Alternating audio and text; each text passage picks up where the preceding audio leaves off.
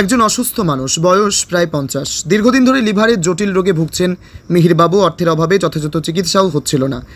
অসহায় এই অবস্থায় সংবাদ মাধ্যমে প্রকাশ্যে আসতেই নড়েচড়ে বসেন রায়গঞ্জের বিধায়ক কৃষ্ণ কল্যাণী। মানবিকতার নিদর্শন রেখে বৃহস্পতিবার তিনি সরাসরি পৌঁছে যান মিহিরবাবুর বাড়িতে, আর্থিক সাহায্য তুলে দেন হাতে। শুধু তাই নয়, পরিবারের পাশে থেকে ভবিষ্যতেও যে তিনি সহায়তার হাত বাড়িয়ে রাখবেন সে বিষয়েও আশ্বাস দেন তিনি। এই মানবিক কাজে বিধায়কের পাশে ছিলেন বিশিষ্ট সমাজসেবী অনিমেষ দেবনাথ, রাজেশ নন্দী ও সুমন রায় সহ অন্যান্য বিশিষ্টজনেরা। তাদের সবার উপস্থিতি ও সমবেদনা মিহিরবাবুর পরিবারে এনে দিয়েছে নতুন সাহস ও আশার আলো। এদিন সংবাদ মাধ্যমের সামনে বিধায়ক কৃষ্ণ কল্যাণী বলেন, রাজনীতির ঊর্ধ্বে উঠে মানুষের পাশে দাঁড়ানোই আমার প্রধান কর্তব্য। আমি চাই আমার মতো আরও অনেকে যেন এগিয়ে আসেন এই অসহায় পরিবারটির পাশে। এই ঘটনার পরিপ্রেক্ষিতে এলাকাবাসীরা বিধায়কের এই উদ্যোগের ভূয়সী প্রশংসা করেছেন। রাজনীতির গণ্ডি ছেড়ে একজন অসহায় রোগীর পাশে দাঁড়ানোর এই মানবিক মুখ সত্যি অনুকরণীয় উদাহরণ হয়ে থাকলো বলে মত স্থানীয়দের। একদিকে যেমন মিডিয়ার সাহসী প্রতিবেদন সমাজের অসুস্থ কোণগুলোকে তুলে ধরছে, অন্যদিকে প্রশাসনিক ব্যক্তিত্বরা সাড়া দিয়ে তাৎক্ষণিক সাহায্যের হাত বাড়িয়ে দিচ্ছেন।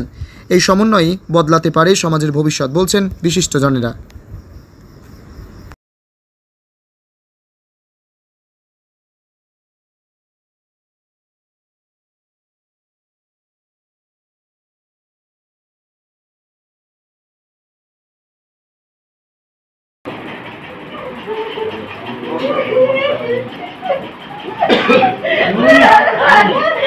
এরকম কত রুগী ভালো হয়ে গেছে, কিচ্ছু হবে না, কিচ্ছু হবে না, মনের জোর দেন, অন্য কিচ্ছু হবে না।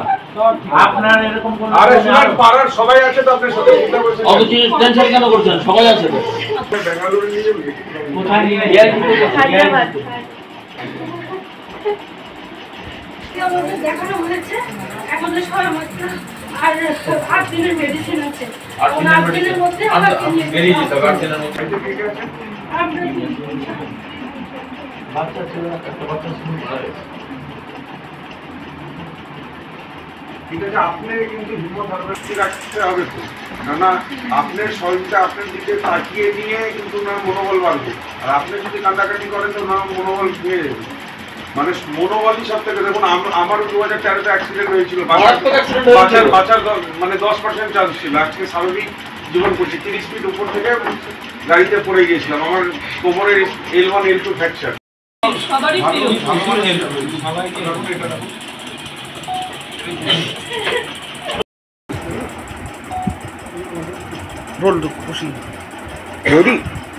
আজকে কিছুক্ষণ আগে রায়গঞ্জের বিধায়ক এসেছিলেন আপনাদের বাড়িতে, উনি কেন এসেছিলেন, কি বললেন? আমার স্বামী অসুস্থ, আমি তো আর একার পক্ষে আমার সম্ভব হচ্ছে না। ওনার অশেষ কৃপাতে উনি যেভাবে খবরটা পেয়ে উনি ছুটে এসছেন।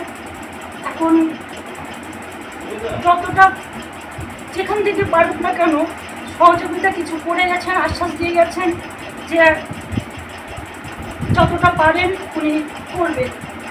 তো ওনার কাছে আমার শতবর্তী শ্রদ্ধা, প্রণাম।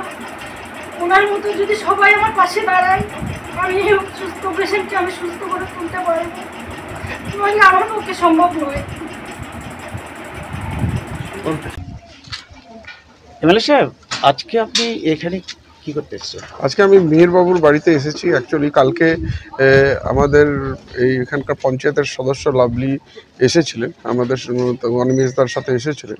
তো ওনার মিহিরবাবুর ওয়াইফও এসেছিলেন। অ্যাকচুয়ালি এনার শারীরিক অবস্থা ভালো নেই, এনার লিভারের প্রবলেম রয়েছে, আর কিছুটা আর্থিক অনটনের জন্য এনারা ঠিকভাবে চিকিৎসা করাতে পারছেন না। তো সেই কথাই আমাকে জানান। তো আমি ওনাদেরকে কথা দিয়েছিলাম যে আজকে আমি আসব। তো আজকে আমি সেই সূত্রে আমি এসেছি।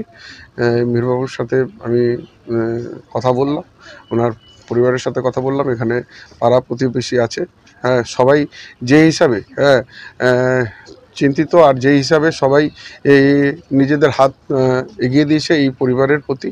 তো আশা করি সবার প্রচেষ্টায় উনি আর ঈশ্বরের আশীর্বাদে উনি খুব তাড়াতাড়ি সুস্থ হয়ে ফিরবে। আমি এখানে আসছি, আমি যতটা পেরেছি নিজের পক্ষ থেকে আর্থিক সহযোগিতা আমি করেছি। আর আমি এলাকাবাসীকেও আহ্বান করছি, আর প্লাস রায়গঞ্জের আপামর জনতা যারা আর্থিক দিক থেকে স্বাবলম্বন, ব্যবসায়িক বন্ধুগণ যারা রয়েছেন তাদেরকেও আহ্বান করছি, আপনারা আসুন, একটু মিহিরবাবুর পাশে দাঁড়ান। এই সংকট মোমেন্টে আপনারা যদি কিছু ওনাকে সাহায্য করেন, নিশ্চিত উনি খুব তাড়াতাড়ি সুস্থ হয়ে আমাদের মাঝে আসতে পারেন। এবার স্যার, দলমত নির্বিশেষে সবারই এই পাশে দাঁড়ানো উচিত, কিন্তু এই ঢিলছড়া দূরত্বে এমপির অফিস রয়েছে এখানে, রায়গঞ্জের এমপি, তাকে এখানে আসতে দেখা যায়নি বা কোনো তার প্রতিনিধিও আসেননি। দেখুন, আমি এখানে কোনো রকম রাজনীতি করার জন্য আসিনি। আমি ভাবেনার রাজনীতিতে আসার আগেও আমার পরিচয় ছিল, আমি একজন সমাজসেবক হিসাবে কাজ করে এসেছি। আর আমাকে এই সমাজ সোশ্যাল ওয়ার্ক করতে আমার নিশ্চিত আমার হৃদয়কে তৃপ্তি দেয়। তো এটা আমি করব। কে আসলেন, কেন আসলেন না, সেটা ওনাদের ব্যাপার। আমি এই ব্যাপারে মন্তব্য করব না। আমি যেখানে আমি জানতে পারবো, আমি সেখানে আমি ছুটে যাব। আমার দায়িত্বটা আমি পালন করব। অন্য কে কী করেছেন এটাতে আমার মাথা ব্যথা নেই। ধন্যবাদ। একটু বুঝতে হবে পশ্চিমবঙ্গ সরকার কিভাবে আপনাদেরকে সহযোগিতা করছে, আর কি হিসাবে পশ্চিমবঙ্গ সরকারের কাছ থেকে আপনারা সহযোগিতা পেতে পারেন। মানে ৭৪টা রকম প্রকল্প পশ্চিমবঙ্গ সরকারের দ্বারা সাধারণ মানুষকে উপহার দেওয়া হয়েছে, কিন্তু অ্যাকচুয়ালি কি আছে অনেকে জানেন না যে কোন প্রকল্পে কী রকম কী বেনিফিট পাওয়া যায়। তো এটা আপনাদের জানা খুব দরকার। আজকে বিশেষ করে ভাবে নেন, এই যে স্বাস্থ্যসাথী যেটা কার্ড রয়েছে, এই যে মাথা পিছু একজনকে বাড়ির গার্জিয়ান বানিয়ে তারপর পরিবারে বছর গেলে ৫ লক্ষ টাকার মতো মানে স্বাস্থ্যসাথীর কার্ডের দ্বারা আপনারা কিন্তু চিকিৎসার সুবিধা পেতে পারেন। এটা কিন্তু অনেকে কম জানেন। এই স্বাস্থ্যসাথী কার্ড আপনারা নিয়ে যাচ্ছেন, কোথাও চলছে না, কেউ নিচ্ছে না। তো এই ব্যাপারগুলো, স্বাস্থ্যসাথী কার্ড কিন্তু আমাদের ভাবে নেন স্বাস্থ্য দপ্তরের বিভিন্ন হাসপাতালগুলো এনলিস্টেড করে রাখছে, তাদের ওখানে দেওয়া হয়। আমার সরকারি হাসপাতালে তো এটা সঙ্গে সঙ্গে নিয়ে নেওয়া হয়। যদি স্বাস্থ্যসাথী কার্ড কোথাও যদি না নেয়, তাহলে আপনারা জনপ্রতিনিধিকে ভাবে নেন, আপনাদের এখানকার জনপ্রতিনিধি পঞ্চায়েতের আছে, পঞ্চায়েত সমিতির জেলা পরিষদের রয়েছেন, আমি বিধায়ক রয়েছে, আমাকে জানাবেন। যদি